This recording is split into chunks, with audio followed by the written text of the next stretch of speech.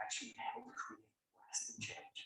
Our work isn't possible without Donors take action help create lasting change. Our work isn't possible without you. Okay. We're recording the meeting, and I'm glad it started there. So, folks, you have, come on now. There we go. You have been very, very generous, and you're going to have the opportunity, you'll hear the announcement twice, but you will have the opportunity this Saturday, is it the 7th, to attend the Rotary Foundation celebration. And guess what? Sunday. Our club and individuals in it are going to be significantly featured. So I think it starts at 9 o'clock.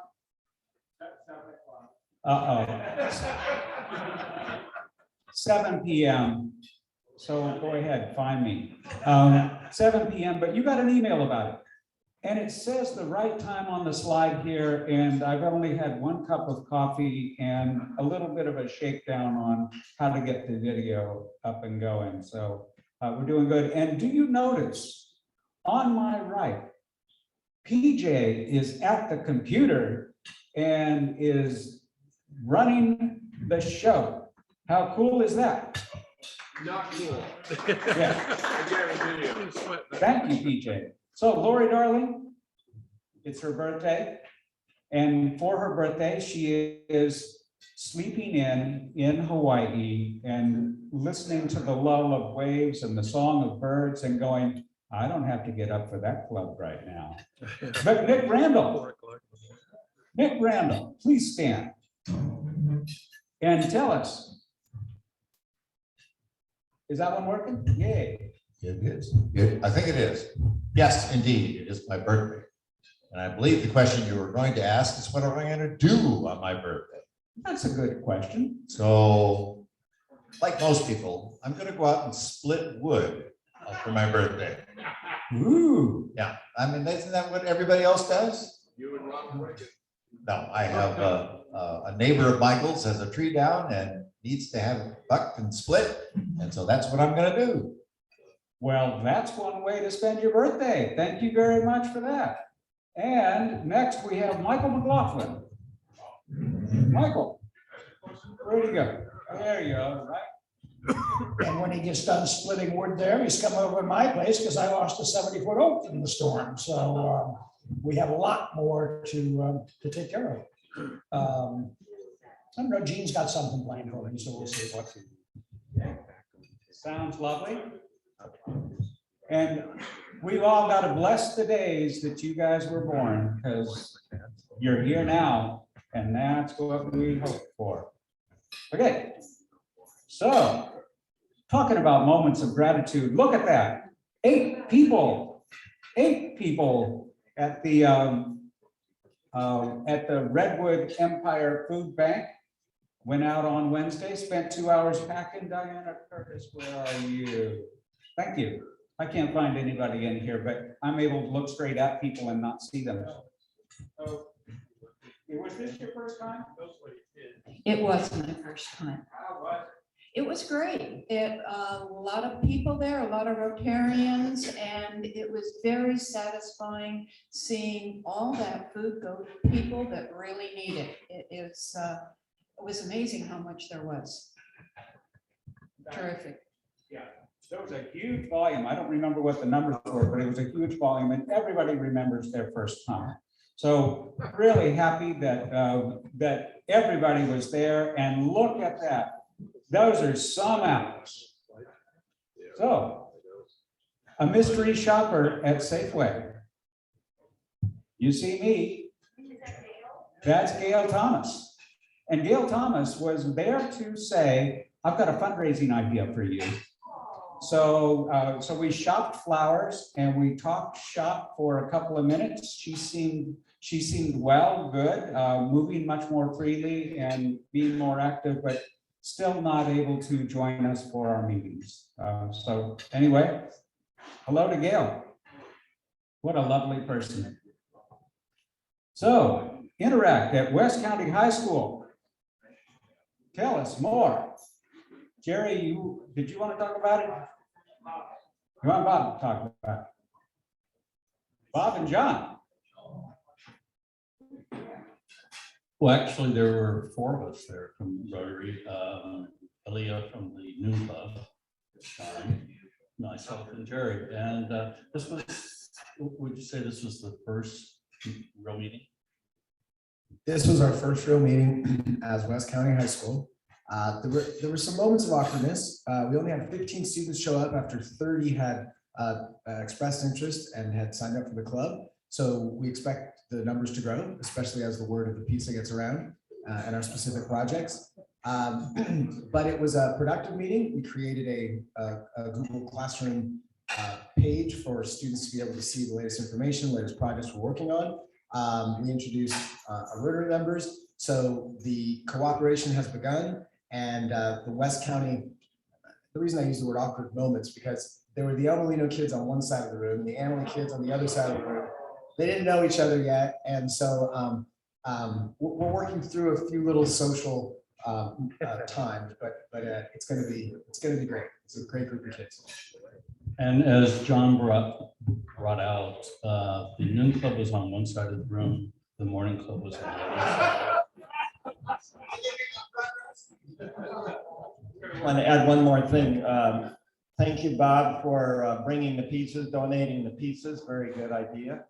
And they were talking, the kids wanted to do a roadside cleanup a week from Saturday. And I said, well, we're doing one a week from Saturday. So we may have some West County High School students that come and help us out on our roadside cleanup. I see Dan nodding, and I can just imagine Bill Sauber when he hears that. What do you think he's going to say? Like, yeah, how cool. Then we'll just stand and guide them, right? And let them do the work. Marty Webb, certainly a shiny penny in all of our lives, and you're going to share you got that good. Yes, I got it. Terry asked me to share a moment with you on briefly a couple of items that I've been involved in. One is I had the privilege to pay for a young man who was a minority student and scout to go to the World Scout Jamboree. Parents couldn't afford it, and I got that organized, and we were able to, with money, send this young man that's very qualified to go to the World Scout Jamboree. The other thing is, as you know, I volunteered at the Humane Society at the front desk for many, many years until I had that heart surgery. I can't lift the dog bags of food anymore. They won't let me. They're afraid I'll probably sue them. Of a person coming in wanting to adopt an animal and not having enough money and be able to buy that animal for them so that they'd have a companion at home. So there you go. Yeah. Love it. Thank you, Marty. I'm so glad to hear about that. Okay. Boy, I wish this little guy, well, I guess this is my workout, right? I should be counting my steps. So storms, so people who were living with homelessness, they needed tarps, tents, sleeping bags, and laundry vouchers. Stat, right? When you're wet, you need help. Rotarians and friends responded, and Dan, would you tell us a little more about that? Yeah, so Jim Glom let me know that the situation had happened, that so many people who were out living rough had 7 inches of rain coming down all at once. That's a bit of a problem if you don't have a substantial roof over your head. And we have been working with having lunches for the homeless. We've supported some of the supplies through the Redwood Christian Church for this in the past, and wanted to move quickly because when people are cold and wet, you don't want them to be cold and wet for very long. So Rotarians, a few people said hey, we're planning to do some of this anyway. Let's raise the money from ourselves. A few of us made some phone calls to friends and family, and we were able to bring in about $1,500. We spent some of that towards this effort. We've got more planned to help the homeless population throughout the rest of our Rotary year too. So you or your friends and family members would like to contribute to homeless supplies, you can make a check to the Rotary Club of Sebastopol Sunrise Community Foundation, and we'll be able to continue this throughout the year. And it's pretty darned awesome that you all stepped up to do that, and even more awesome that you didn't necessarily just stop and take it out of your own pocket, which is wonderful. But reaching out to friends and explaining the situation, pretty darned easy to do because it's a compelling story, is it not? Thank you for that. Thank you, Dan and Jim, for your leadership. And there will be a short meeting of the board of directors to vote on. We've got the money in hand, but we need the formality of voting to allocate the funds so that Jerry can write a check for.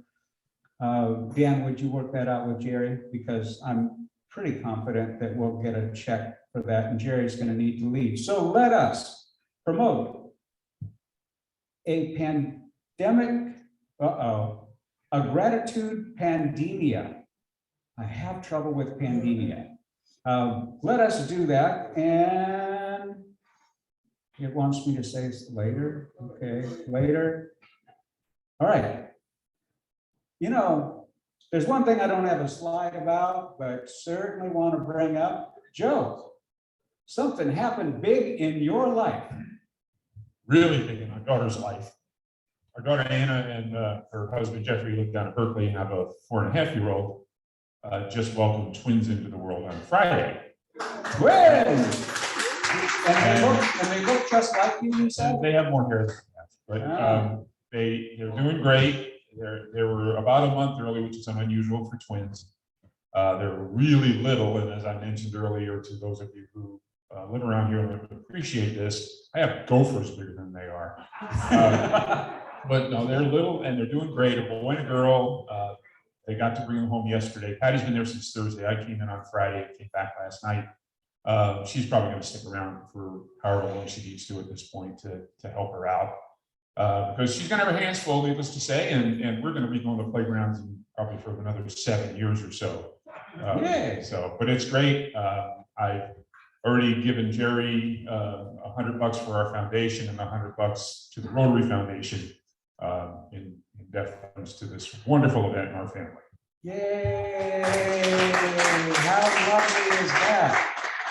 Is there anybody else who's having a moment of gratitude that they would like to share? Let's hear from Linton. When I lived in the mission about 20 years ago, I don't think we would have done this, my wife and I. But we were there for the Day of the Dead ceremony, and we saw an older man in a wheelchair, and the bag on the back of his wheelchair had broken open and everything had fallen out. And she went up to him and said, "Hey, can we help?" And we were able to help. You know, she ran back half a block to get his jackets that had fallen on the ground. And so I don't know. I'm just thankful that she's a warm, generous person that she thought to do that. And we said, "Okay, let's do it." You know.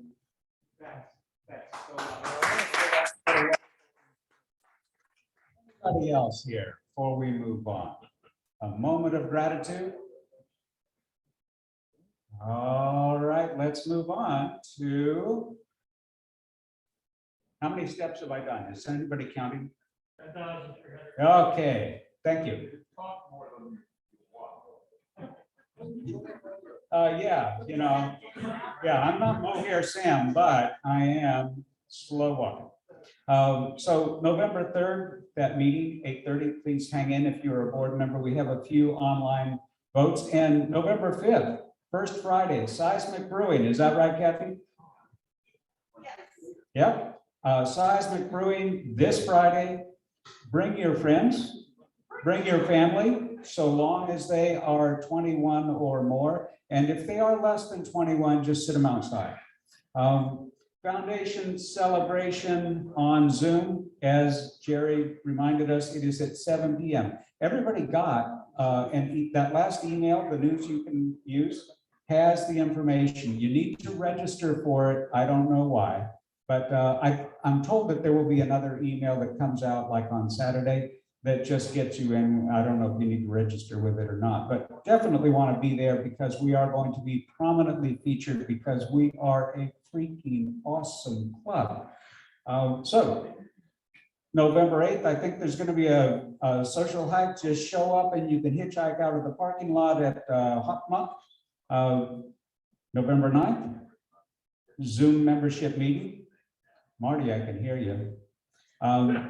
November 13th, high school road cleanup, hopefully with some students, so the work will be lighter. And there's a board meeting on November 15th, 5:30 p.m.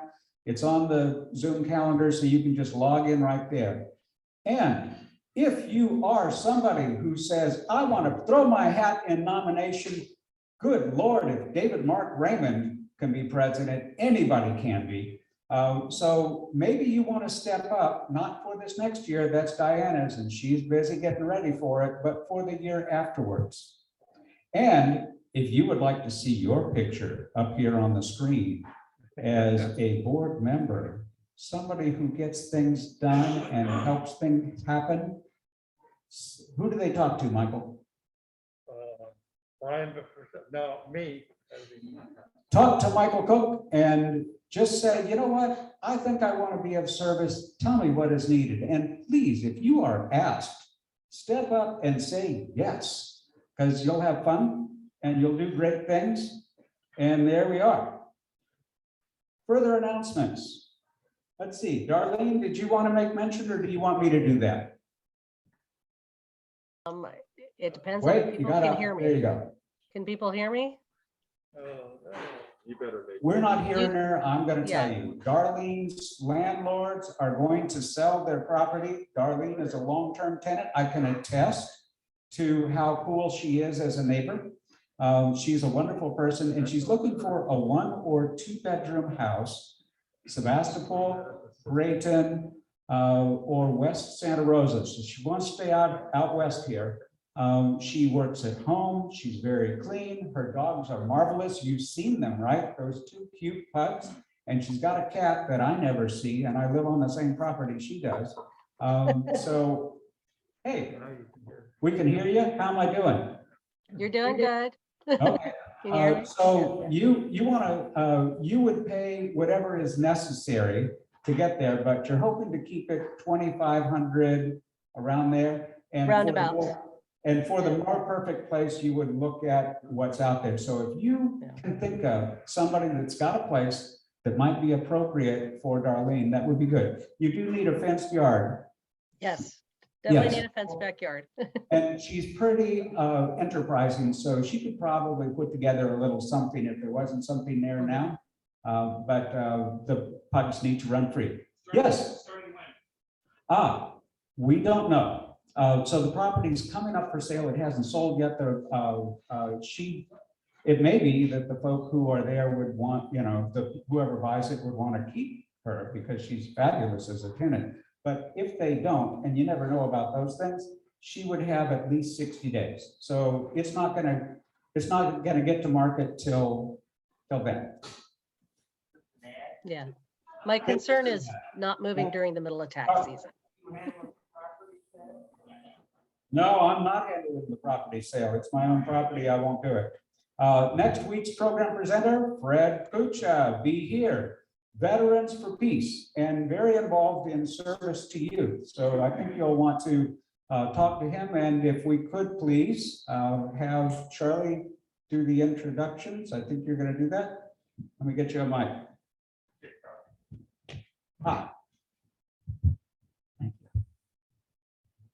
Yeah, so Fred and perhaps a couple of his colleagues will be joining us.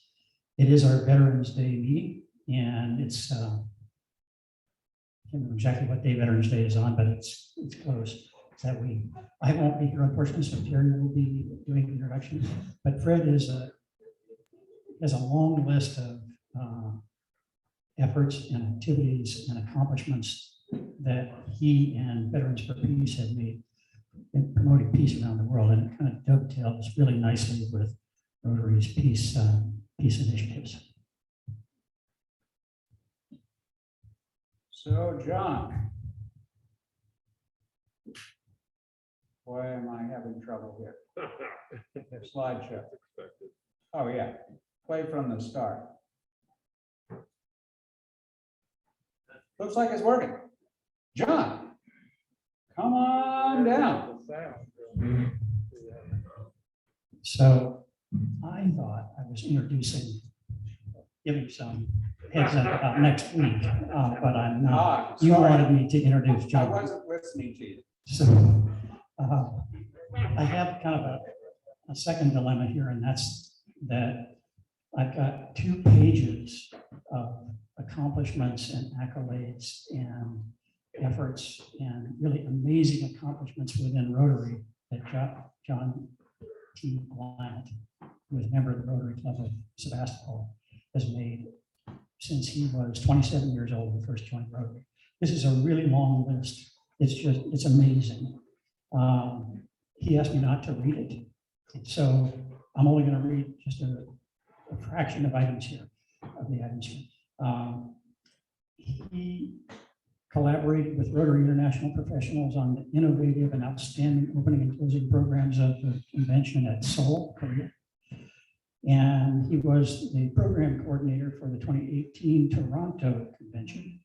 And then the big deal, he was general chair of the successful 2019 convention in Hamburg, Germany, where he coordinated activities of 27,000 participants.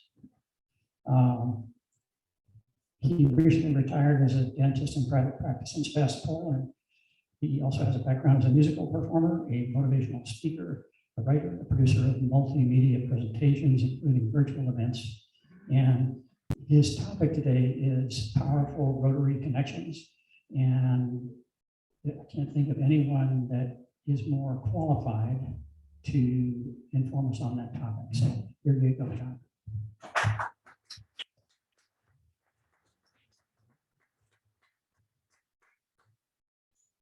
Thank you very much. I think I'm on here.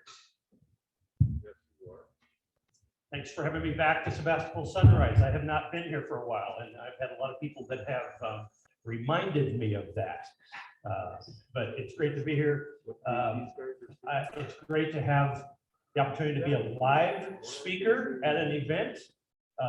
What really is interesting to me is that you're so hungry for live speakers that you'll even invite a past district governor. But it's great to be here, and it's great to see some new faces here that weren't here the last time. And hello, good morning to, let's see, what camera am I looking at? This one? Yeah, too. It's great. It's great to see you online also. You can tell that the ones that are blacked out, you don't know. I think they probably just go to a frozen screen or whatever. So we don't have to see how they're dressed in the morning, things like that. So I have a question that I want to start with. And before I actually start with that question, I want to practice responses. So it's probably been a while since you've raised your hand for things. So let's practice that. If you're breathing this morning, raise your hand. Very good, 90% plus. There's a couple we need to, how many are online? We don't know, we can't see them. All right, so the question that I have for you is, are we tired of Zoom yet? Are we tired of Zoom yet? Okay, about 75%.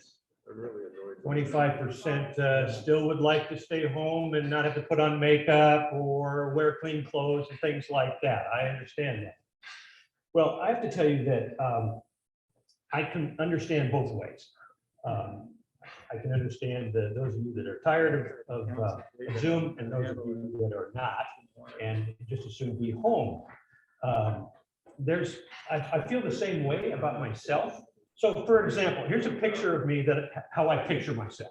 You know, the kind of the Jerry Rice of speakers. I'm dressed up, I've got my tie on.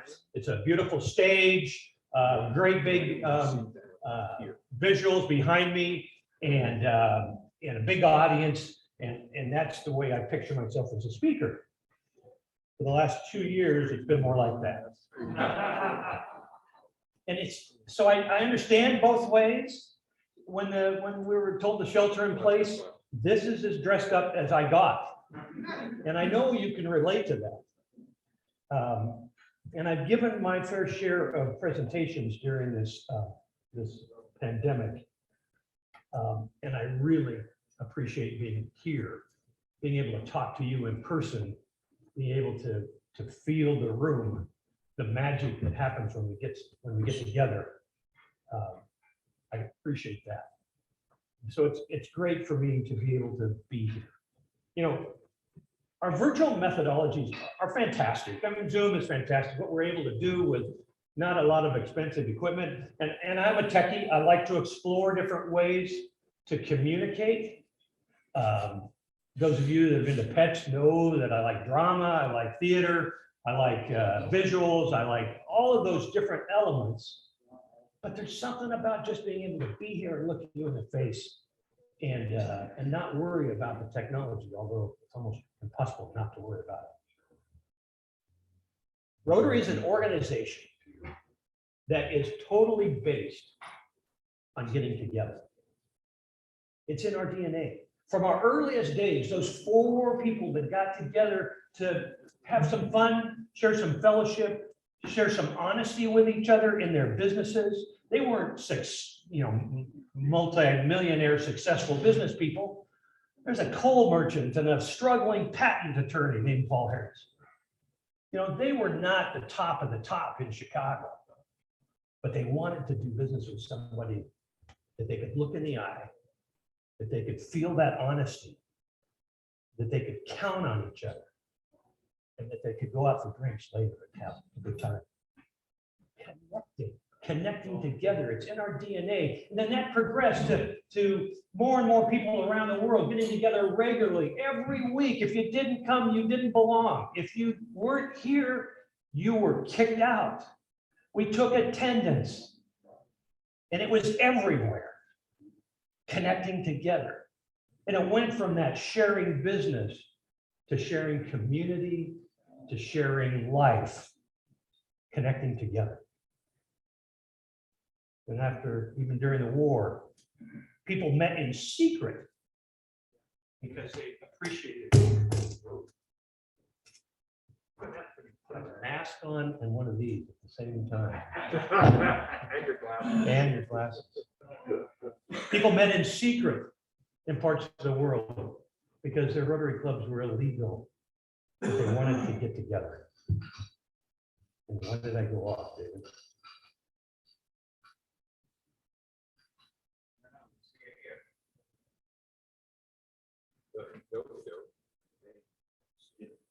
Okay.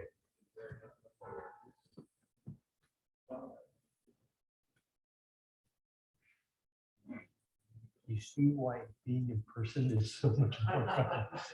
Well, you could do this somehow. Hold on a second. This one was supposed to be. Yeah, let's go back. There we go. There you go. Probably went to sleep, John. Maybe so. Thank you. I think so. Yeah. So then it progressed into, e-clubs. About 20 years ago, we started that. And you could meet online. And we started to lower the expectations of getting together, where you could not have to come to a meeting, a boring meeting, and just have breakfast or lunch or dinner, but you could meet in a community project or something like that. But it's still been focused on getting together. In 2011, when I was just getting to the end of my time on the board, and I became chairman of our volunteer communication committee for the organization. And we hired a company to refresh our brand. We had 54 different brands that were out in the world that said Rotary. And they ranged from incorrect to terrible. Interact, the brand for Interact was terrible. Interact didn't have Rotary in their name. They didn't have Rotary in their symbols. Something like 50% of the people that were in Interact at the time had no idea who they were associated with. So we wanted to strengthen that brand. People don't go to Rotary International, they go to Rotary. And so we hired a company named Siegel and Gale. It's an international branding company. And a branding company, what they're supposed to do is they're supposed to find one simple thing that you can identify your organization. You know, Nike, just do it. One thing that you could use as a brand reinforcement. Siegel and Gale spent a lot of time and a lot of our money. They reviewed all of the surveys that we've been doing for the last decade, and believe me, we survey a lot throughout our lives in Rotary International. And they put out their own survey, about 47,000 of them to all the continents that Rotary was on, and to try and really get into what that simple thing was, what Rotary is, what we could break it down to. They did focus groups. It was about a 1.5 to 2 year endeavor that they spent on us. And they came to the conclusion that they could not break us down to one simple thing. They could break us down to two things, but not one. The two things were relationships, connections, fellowship, fun, all those answers that would be termed relationships, and service, local, international, polio, water, service. It was uncanny. It was almost 50% of the answers would fit into those two categories. And they came to us, they said, we cannot break it down to one thing. You are not one thing. You are these two things. Connecting for good. And that was some of the first phrases that were kicked around. My favorite, actually, but we didn't use them. But connecting for good, that's what we are. Well, last year, in 2020, during the pandemic, we surveyed a fairly large group, and we asked similar questions to what Siegel and Gale had asked almost a decade before. The answers were consistent. 51.5% of those who joined Rotary last year did so because of community and international service. 49.5% joined for friendship, professional connections, personal growth, and professional skills. All things that we would say are relationship based. 50-50, still 51.5 to 49.5. 50.5 to 49.5. We also surveyed a large group of those who had stayed in Rotary last year with similar questions. It was a little surprising to us what their answers were. More stayed for connections than they did for service. More of the people gave the answers that would be under the concept of relationships, of why they were staying in Rotary. And we always kind of thought it was because of the service. The whole phrase was, you joined Rotary for business and you stayed for the service. And in fact, that didn't seem to be the truth, but it's still pretty much equal, right? It's 54% to 46%. By the way, we also asked, what the sense was after the pandemic, if they're planning on staying, if the pandemic was impacting them. And I have to tell you that the pandemic is taking its toll on people's passion for Rotary. The virtual experience is there, but it's left a lot of people questioning. The importance of connecting has never, ever been more noted. The how we connect has become so changed that we're starting to focus on the why we connect and understand more about that. Ask yourselves, why do I like to connect in this organization? It seems to me for too long we've taken that connection, those relationships for granted. We've just been doing the same thing in our meetings every week over and over, the same events. We do them very similarly. We're not focusing on the value that we have to give people, the value of connecting, the value of our organization through the years, the value that we have always placed on connecting together in a group regularly. Kind of the definition of fellowship. Understanding that might just be one of the best things that the pandemic handed us, is to scrutinize and ask ourselves that question and adjust our passions for it and maybe our work ethic to make those connections valuable. I was crafting a speech for the International Training Assembly on creating powerful events. And in the process of doing that, I realized that the powerful events produce great connections. That's the whole concept. Great enthusiasm, great conversations, great connectedness, great relationships. In essence, our powerful connections come from powerful events. This is a powerful event, getting together every week. It doesn't have to be a convention in Hamburg. Are we delivering on it? Siegel and Gale told us that they could effectively create this brand. They could effectively sell this brand, market this brand. They could come up with 2 points that were powerful. The question was, can you deliver on it? Can you deliver on it? Because you just wasted your money if you can't. Are we delivering on the value of our connections? Do we spend the time to make sure that they work, that we're doing those things that we interpret as being fellowship and business and integrity and all of those things?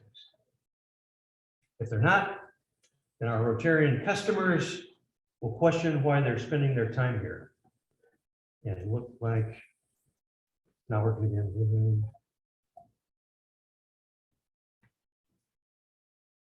You go to sleep again. There we go. And if our clubs, our customers will become lethargic and they'll look like this.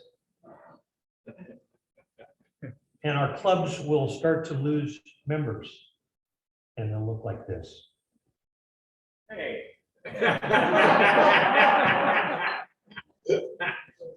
Full disclosure here. That's a staged photo. Jerry, I think you're the one who took it for me, wherever you are. And I needed a slide to take around the world. This slide has been around the world, but you'll notice there is no mention of any Rotary Club here, selectively blocked. Well, and look at the room now. Slander, vile. I thank you for that photo. It has provided a lot of laughs in a lot of environments in front of a lot of people. Rotary events and meetings of all kinds, regular club meetings, conferences, club assemblies, district assemblies, seminars, social functions, fundraisers, conversations in the hallway. They all have the opportunity and, yes, the responsibility to add value to Rotarians' lives. Our connecting together has the ability to convey to others the feelings, the friendships, the sense of power of our organization, of this group. Events like this are powerful. I know this personally. When I was a young dentist and I was invited to join the Sebastopol Rotary Club, I couldn't wait for Fridays. I couldn't wait, no matter how bad the week was going. I could sit down next to somebody who saw the same stresses that I was seeing in another way, another business, totally. You know, but it really was just a few degrees different than what I was experiencing. And I could learn from it. It was better than any psychiatric counseling I could have. You know, it's not really easy being a dentist. People don't particularly like you, but everybody at Rotary liked you. It was great. As an incoming president, 32-year-old, somewhat arrogant, somewhat naive person in Rotary, I went to my very first big Rotary event, a president-elect training seminar. It changed my life. It wasn't the training. I learned a lot about Rotary, yes, and I learned about some other stuff, leadership, but it was the people I was sitting next to. It was entrepreneurs, it was people with ideas, it was people with excitement, enthusiasm. There was magic in the room and it rubbed off on me and it changed me. It made me a better family man. It made me a better businessman. It made me more involved in my community. It It wasn't any of the other stuff. In fact, I have to kind of admit shamefully that the governors in those days would send you this beautiful notebook on how to become a club president. And my notebook is still in my basement shrink wrap. It was the event that did it. So I went to my first district conference. I was president. The club paid for me, of course. And so I showed up. Never been to a district conference. What is this? It was kind of boring at first, but then they brought on what was called group study exchange team. We don't do it as much anymore, with not in the same way at least. But this was 5 people from England, and they were so funny. They were incredible, and I was intrigued, and I kind of wanted more. And then they brought on the youth exchange kids. It's embarrassing to be a grown man crying in public. They touched me, and I knew I wanted more of this organization. It wasn't in a book someplace. It wasn't in a movie. It was an event. I went to the Rotary Foundation fundraising dinner that year as president. Heard an orthopedic surgeon named Joe Serra, who had made 6 trips to Malawi and done surgery on crawlers to get them upright. #1 cause of death in Malawi in those days for children was snake bites because they were crawling. His images, his words, his demeanor, the sense of it all made me want to open my wallet. It wasn't an appeal from a lectern someplace. It wasn't an appeal in the newsletter. It was the sense of the event being there that did that for me. Events are powerful. Connecting together at Rotary gatherings and club meetings. It's in our DNA as an organization. The recent pandemic has jolted us for sure, but I think there's a silver lining. It maybe has helped us see more deeply why we appreciate this and actually invest more fully in it. You know, Rotary is this amazing triad. When I came to town, I joined all sorts of stuff: Downtown Revitalization Committee, Chamber of Commerce, Dental Society, Church, Youth Department, Building Committee. And none of them offered me the same thing that going to my Rotary Club did. It was this great, as I said, a triad. It was fellowship, fun together.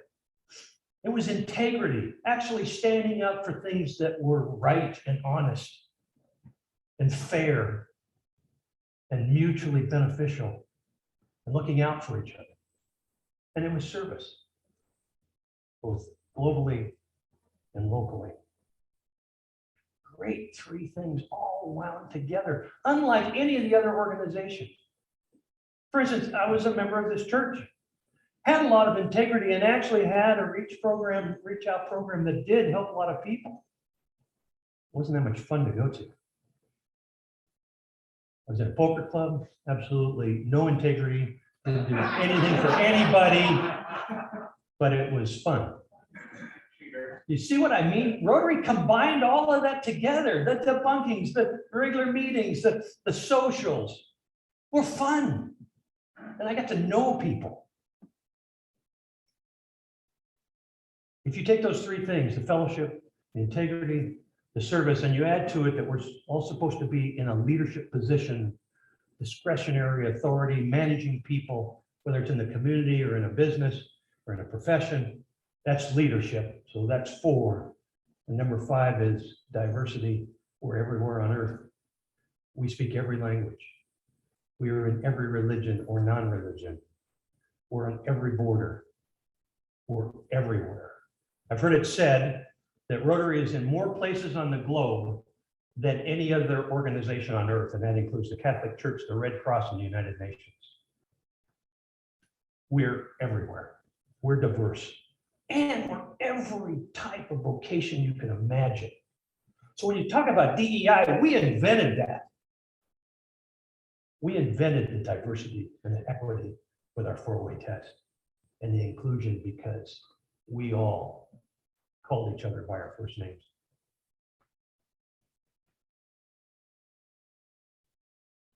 we must ensure that we invest in getting together, just like Siegel and Gail told us we had to do.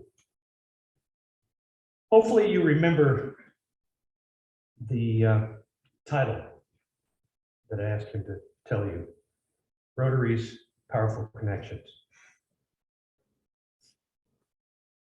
The image you're about to see is from the spring of 2018. At the time, it seemed like a powerful connection. In the center, on the left of me, is President Jovenel Moise of Haiti and his wife. Moving left, next to her is President-elect of Rotary, Barry Rassin. Left of Barry is a district governor from District 7020 from Haiti, Robert Leger. On my right in this picture is the Prime Minister of Haiti at that time, Jacques Guy Lafontaine, a Rotarian, by the way. You could say this picture underscores the power of Rotary connections with government people and government leaders. However, Mr. Lafontaine resigned about 6 months after this photo due to riots in Port-au-Prince. And if you've been following the news, last summer, the president was assassinated by his own people. Rotarians Jacques Guy Lafontaine and PDG Leger, however, continue to work towards a landmark water project in Haiti. These Rotarians are intent on accomplishing something no other nonprofit has been able to do in Haiti: clean water and sanitation for the entire country. Powerful connections. They may not be who you think they are. They're you. They're me. They're not necessarily a president or a prime minister. They're Rotarians around the world. Rotarians are all about connecting for good. It's not that solitude is dreadful. It's just not our focus. Sure, we can connect via social media and emails and webinars, and as we've seen, two-dimensional platforms like Zoom. But we have the ability to raise the level of connections, to accomplish great things for ourselves, for others, and to provide value for people's lives, ours and others. These connections, our meetings, our events, our get-togethers can be powerful, in enhancing our own lives and elevating them as well as the lives of others. I hope you all are beginning to understand this incredible nature of our connections. And I hope you invest even more fully on making it happen, so we can better experience the feel, the unique friendships, and the force that is Rotary. Just let your imagination design what is to come, how to make more powerful and valuable events, because you're the ones that will do it. Walt Disney said, that's what we storytellers do. We restore order through imagination, and we instill hope again and again and again. Instill hope. I can't think of anything more powerful that comes from our events and our connections in Rotary. Getting together inspires action. It unites all who participate, and it guides our organization into the future. Thank you.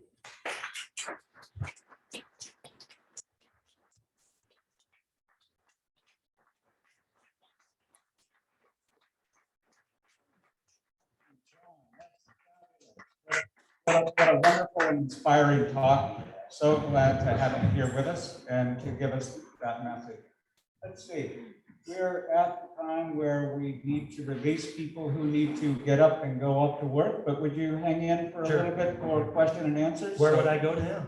I'm not at the office anymore. Right, yeah, you're here. This is connecting. So is there anybody who has a question or comment for John? Hey. You mentioned what you learned at the district conference. You also were a lot of meetings of the highest level of Rotary with the big cheeses from around the world. What new experiences did you learn at that level, which most of us have never seen? That's a great question. And it's a great question.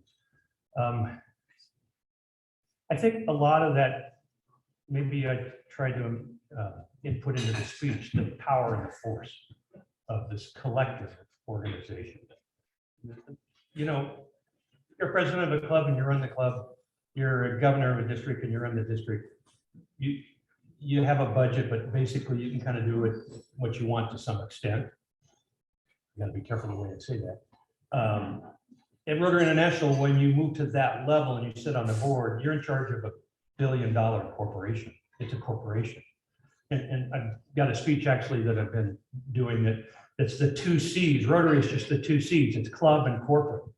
It's not all the other bureaucracy that we've invented. And some of us feel like maybe incorrectly invented, but it's club and corporate. It's this two-pronged thing. And we both need each other. A lot of clubs feel like Rotary International, it's out there, I don't need that. Well, they do. That protects the brand. It does things like that. It integrates us. It protects us legally. It does all those things, protects our name.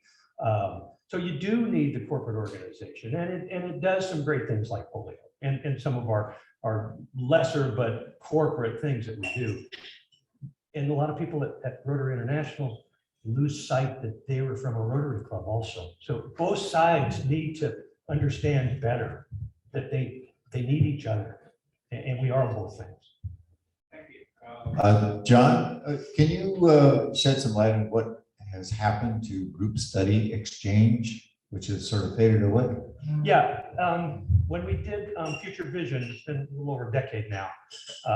Group study exchange was removed from, it was a fairly big outgo, and more importantly than that, what we were spending on it at Rotary International was just a fraction of the amount of resources that were going to it, because clubs and districts were putting up lots of money, sometimes volunteer money, but sometimes just real dollars or real, financial money, wherever it was.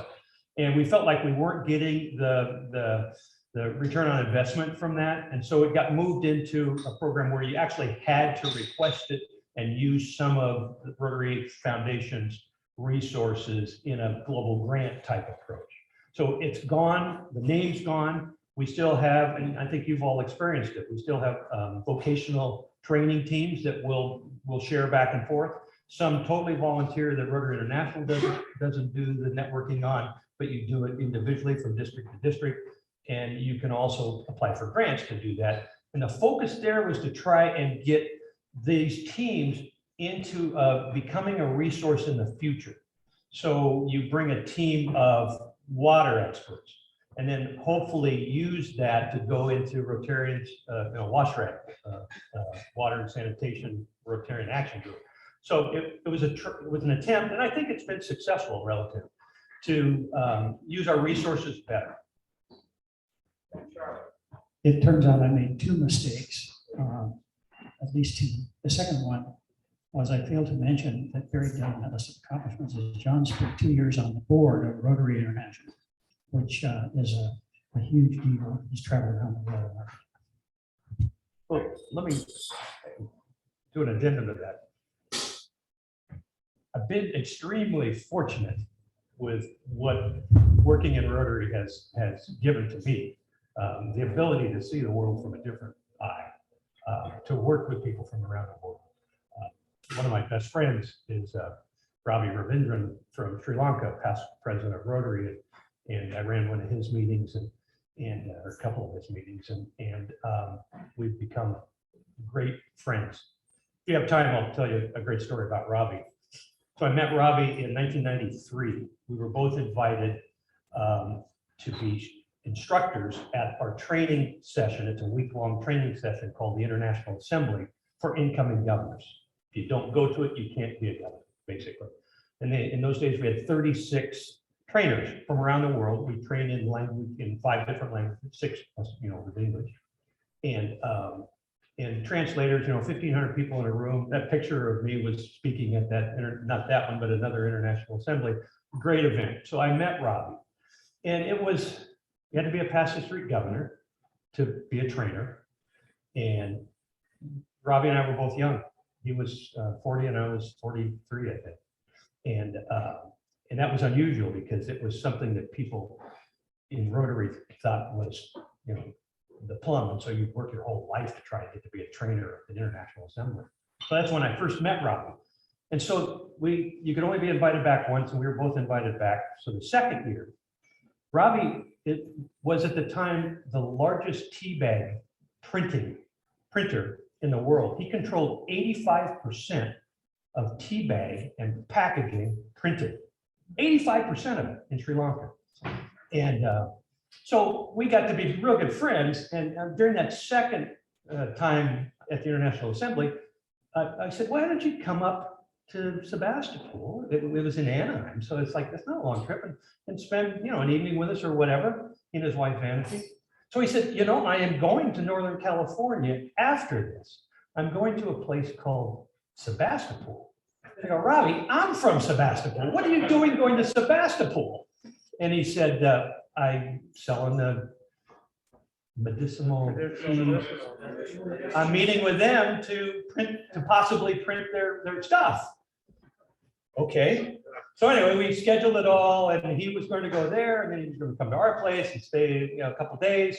And so he went to the meeting there, and they were very nice to him, and they, you know, he met all day with him, and they said, can we have you for dinner? Can we put you up in a hotel? What can we do for you? And he said, no, I said, I've got friends in Sebastopol. And he goes, you have friends in Sebastopol? Where? And he said, well, right downtown.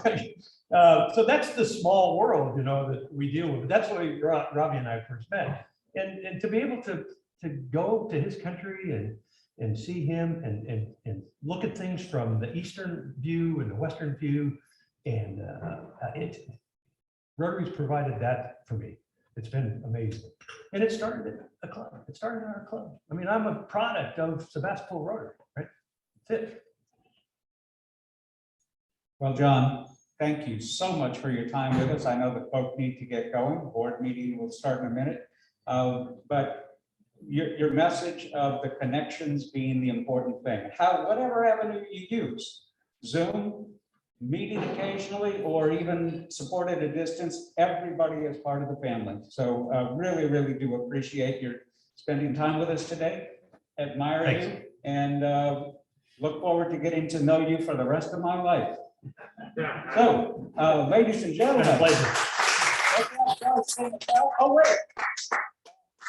Hey, Michael, did you want to do a joke, or are you finished with that? It's too long. Next time. He's up for next time. Joe. Trails to you.